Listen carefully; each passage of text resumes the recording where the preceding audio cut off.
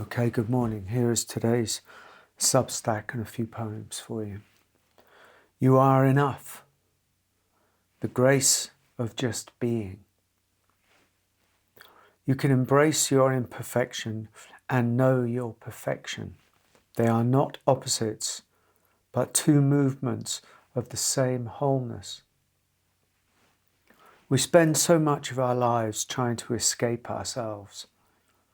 Even our most noble efforts to grow, to heal, to improve often arise from a subtle discomfort with the way we are.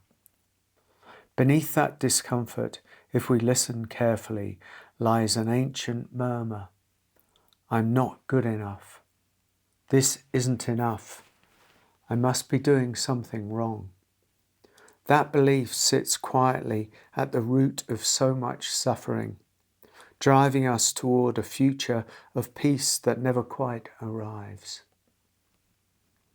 It's a strange paradox of the human condition that even our spiritual seeking can become another attempt to fix ourselves. We look for the right practice, the right mindset, the right awakening, as though there's some ideal version of ourselves waiting just beyond the next effort.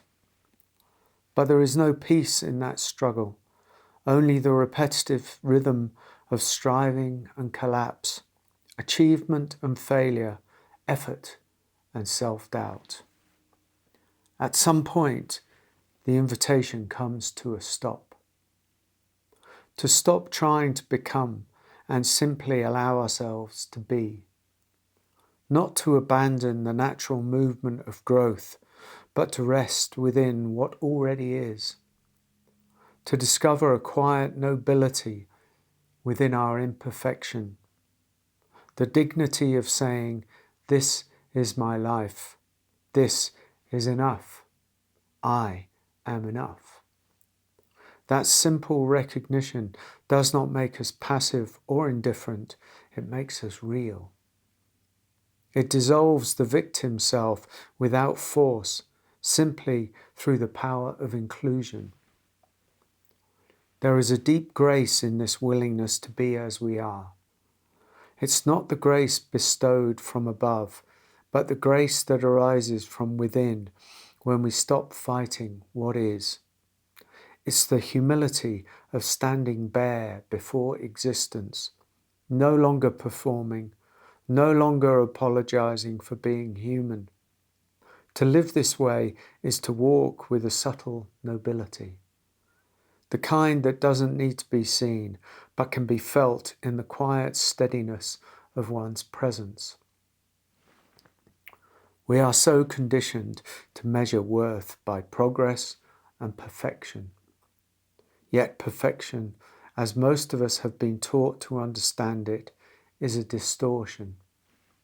Religion and culture have long suggested that perfection belongs only to God, that to see oneself as perfect is arrogance. But what if that's a misunderstanding of the divine nature within us? What if perfection and imperfection are not enemies, but reflections of one's wholeness? You can embrace your imperfection and know your perfection.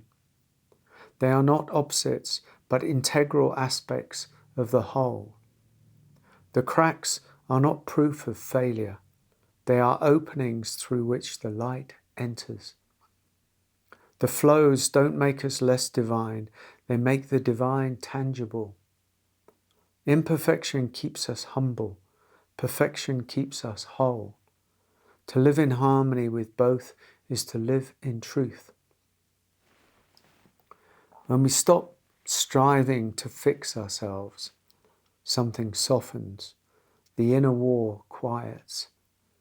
The sense of deficiency that has driven us begins to dissolve, and we find ourselves resting in a deeper presence, a state that asks nothing and resists nothing. This is the grace of just being. It doesn't depend on achievement or enlightenment.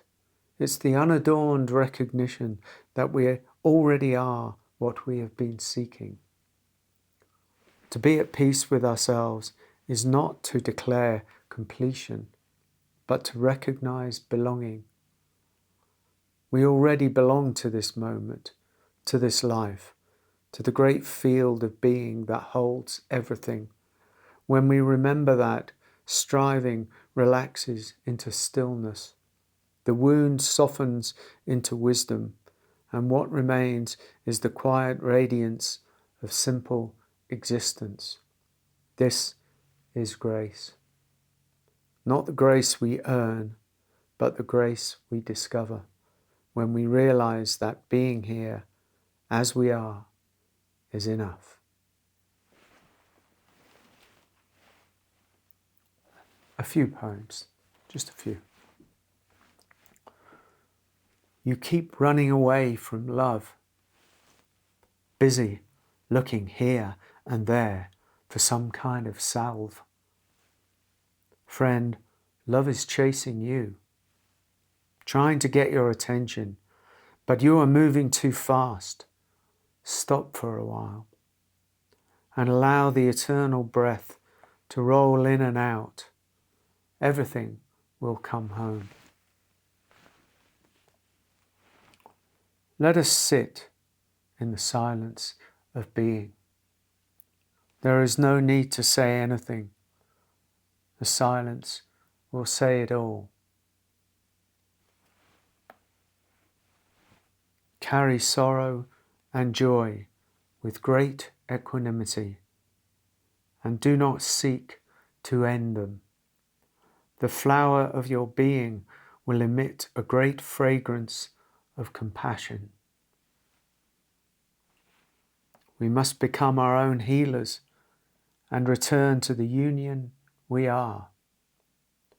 We wander lost to ourselves for years, little realizing that lostness is part of a mythic journey that heralds the return to harmony. The heart that opens to it all and never closes, even in the suffering and the pain, is the most beautiful thing of all. My friend, sometimes the deepest healing is to stop fixing yourself. Thanks for watching.